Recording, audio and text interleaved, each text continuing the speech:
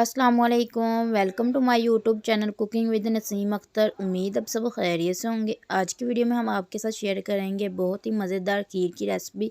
आपने इस वीडियो को स्किप नहीं करना। अगर आपको हमारी वीडियो पसंद आए तो इसको लाइक शेयर और सब्सक्राइब करना ना भूलिएगा।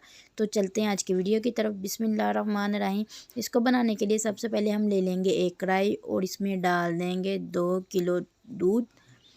दूध को डालने के बाद अब हम इसको तब तक पकाएंगे जब तक इसमें एक बॉयल नहीं आ जाता। इसको हम ढाँप देंगे ताकि ये अच्छे से बॉयल हो जाए। दूसरी साइड पे हम चावल तैयार कर लेते हैं जो कि हम खीर में डालेंगे। हमने 1 कौली चावल लिया है जिसको हमने अच्छे से धोने के बाद इसको 1 घंटा भिगोया। 1 घंटा भिगोने के बाद अब हमने इसको अच्छे से बॉयल कर लिया और चावल कुछ इस तरह का पका होना चाहिए। चावल को पकाने के बाद अब हमने इसको ब्लेंडर में डाल लिया और इसको 3 से 4 सेकंड के लिए ब्लेंड करेंगे ताकि ये चावल स्मूथ हो जाए। चावलों को इस तरह ब्लेंड करके डालने के बाद चावल बहुत ही ज़्यादा स्मूथ और खीर बहुत ही ज़्यादा मज़ेदार बनती है। अब दूध में बॉयल आ गया। अब हम इसमें डाल देंगे ब्लेंड किए हुए चावल।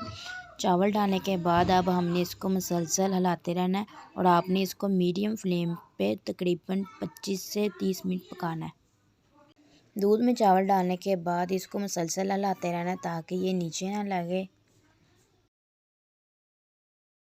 और अब हम इसमें डाल देंगे 4 से 5 इलायचियों के दाने। इलायची के दाने डालने से खीर बहुत ही ज़्यादा खुशबूदार और जायकेदार बनती है। और अब हम इसमें डाल देंगे 1 कौली खोपड़ा गिरी चॉप की हुई गिरी डालने से खीर बहुत ही ज़्यादा टेस्टी और लजीज बनती है।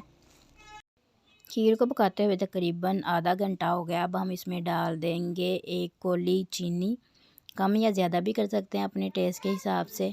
अगर आप मीठे में ज़्यादा पसंद करते हैं तो आप इसमें और भी डाल सकते हैं। अब चीनी पानी रिलीज़ कर देगी और अब हम इसको तब तक पकाएंगे जब तक चीनी का पानी खुश्क नहीं हो जाता और खीर थोड़ी गाढ़ी नहीं हो जाती।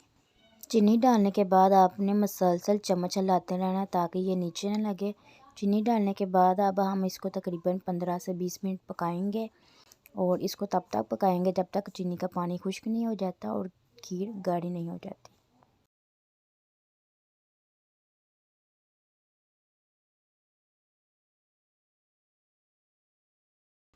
चीनी डालने के बाद खीर को पकाते हुए 20 मिनट हो गए। अब देखें चीनी का रिलीज़ किया हुआ पानी भी खुश्क हो गया और खीर भी गाढ़ी हो गई है।